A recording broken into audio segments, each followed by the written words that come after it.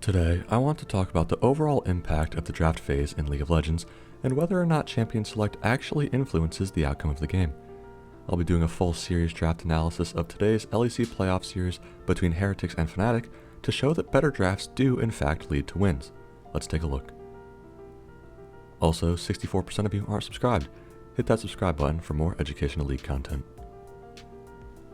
So, Game 1 draft sees Fnatic first pick Jace. This is problematic because Maokai is open, and you typically want to pair Jace with a Maokai to have a winning mid-jungle 2v2. Sejuani is still open too, so Fnatic can have one of these strong mid-jungle combos, but don't end up picking one. In response, Heretics first rotate Rell and Maokai. This is a solid rotation. Yes, they instantly kill the Rell flex, but these champions are just too strong not to pick. Maokai continues to prove himself as the strongest jungle champion in the game, and Rell is a solid engage tool that pairs well with a lot of bot laners. Fnatic then completely lose the game, second rotating Trundle and K'Sante. Trundle being used as a counter into tank junglers is a deluded reason to pick this champion. He's just too useless. Even if he gets ahead early, past 25 minutes he just turns into a pillar bot. Heretics then B3 Yone to get that AD mid to pair with Maokai. Through the first pick phase of Game 1, Heretics is far ahead with superior scaling and consistent themes with dive and hard engage around objectives. Heretics R4 Varus, which is the strongest ADC left open in my opinion. Even though he wants to play more of the range and poke, he still provides plenty of damage, and his ultimate is still a great setup for the rest of the team's CC layering. Fnatic round out with Zeri and Alistar, which is absolutely nauseating. The thing about Zeri is that she needs an enchanter to buff her up, and Alistar is just useless in general. Zeri on her own against this much dive from Heretics is not going to do anything in the game. Overall, you see Fnatic having no consistency in their comp.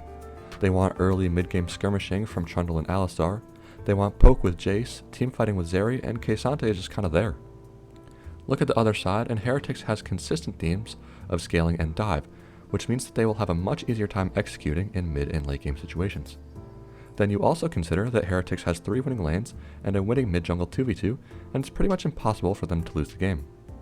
This match was completely decided in draft, and it's no wonder Heretics smashed Game 1 in 30 minutes.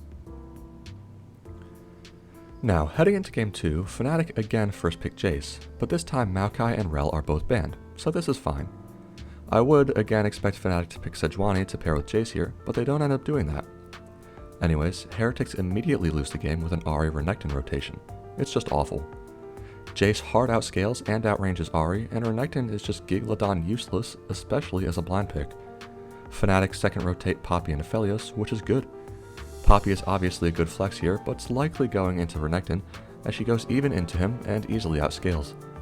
The Aphelios is already good because Heretics is committing to short range and running into Fnatic, which Aphelios thrives into. Heretics then handicap themselves even more, picking Trundle on R3. Again, dog champion that does nothing past 25 minutes, which I suppose is on theme with Ahri and Renekton. Through the first pick phase, Fnatic this time has already won the game with superior range and scaling. Heretics R4 Rakan, which is fine, but honestly it's way too late to salvage this draft. Fnatic round out with a good rotation of Ivern and Nautilus. The Ivern is great because he thematically counters Heretics as they want to literally run straight at Fnatic, which Ivern will just completely negate with shields, bushes, and Daisy. Heretics then R5 counter with Sivir, which is just playing into Fnatic's strengths even more. Heretics is so short-ranged and dive-heavy, and Fnatic wants exactly that. Sure, Heretics have winning lanes bot side and stronger early mid-jungle, but as soon as 25 minutes hits and Jace and Aphelios hit 2 or 3 item spikes, the game is pretty much over. Heretics just lack so much damage, and they will be easily out-team-fought come late-game objective fights. Again, like Game 1, the superior draft wins the game. And it's going to be a similar story in Game 3. Frankly, Heretics lose the game with B1 LeBlanc. Now for anyone wanting to flame me for saying that Shiv Night Harvester build is trash and does no damage, watch this game and tell me I'm wrong. Fnatic first rotate Maokai and Tristana, and the game is lost for Heretics. Even more so when they pick Trundle in second rotation. I just want to go up to a pro coach and ask them why Trundle is good. They'd probably say that he wins early skirmishes and can ult the Maokai late game, and then I would proceed to laugh in their face. Fnatic R3 Rumble to continue hard winning the draft. Through the first pick phase, Heretics has 2 non-champions, and the Aphelios isn't great here because he's outranged. Fnatic can just throw down Maokai and Rumble ults, and he can't really do anything about it. Additionally, Tristana with the R4 Varus just naturally outrange Aphelios, so it's going to be very hard for him to play the game. Heretics round out with K'Sante and Nautilus. The K'Sante is straight up a self-counter into the Rumble, and the Nautilus is awful because it's a useless lane pairing with Aphelios. Similar to Heretics in Game 1, Fnatic have 3 winning lanes and a winning mid-jungle 2v2 with superior range and scaling. It really all comes down to the LeBlanc first pick, as the game was essentially lost as soon as that took place. I would love to know what possessed Heretics to start drafting like this after such a strong Game 1. Anyways, for the 3rd straight game, the superior draft wins the game. To finish the series, Game 4 is again a similar story. Fnatic yet again first pick Jace, which is fine with Maokai banned. Now instead of matching scaling and range with something like Tristana and Sejuani, Heretics lose the game with Xayah and Ahri.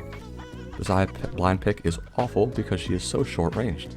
With Jace locked, Fnatic doesn't have to commit to dive and can just sit at range, and it will be pretty unplayable for Xayah.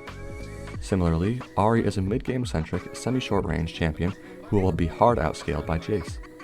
Even with just one rotation, Heretics have almost already lost the game. Fnatic's second rotate Poppy and Varus. The Varus is great because it matches well with the Jace, poke, and thematically counters Heretics. The Poppy again is a good flex pick option and good into the Ahri. Heretics then take Rakan to pair with Xayah, which does more bad than good because of the Poppy pick. Through the first pick phase here, Fnatic is infinitely ahead, and there's really no way for Heretics to play the game because of the range discrepancy. Heretics then R4 Viego, which doesn't really do much here. Like, they're trying to dive into Jace, Varus, and Poppy. What do they expect to happen here? Fnatic round out with Ornn and Leona, which is good. The Ornn is totally fine as a blind pick and scales insanely well. Honestly, I don't understand why Ornn isn't higher priority in top lane. This champion is ridiculously overpowered. The Leona is kinda weird, but the long-range ult can set up nicely for the rest of the poke, so not bad. Heretics R5 counter with Lilia, which sure will bully the Ornn in lane, but it doesn't matter if Ornn goes down 20 CS or so. Overall, this draft makes absolutely no sense from Heretics. Yet again, they are hard outscaled and hard outranged, so there's really no way for them to play the game, and it showed. So here we have examined 4 games from a series, and in all 4 games, the superior draft won the game. Maybe it was a coincidence, but if you think draft doesn't matter, you're just objectively wrong. Sure, inside the game it comes down to human execution, but the draft determines how execution will play out in the first place. With a thematically winning draft, it makes it infinitely easier to play and make decisions inside the game. Draft is by far the most important aspect of competitive League of Legends, and yet professional teams still continue to not put any thought toward it. Let me know what you thought of drafts in this series. Thanks for watching. See you next time.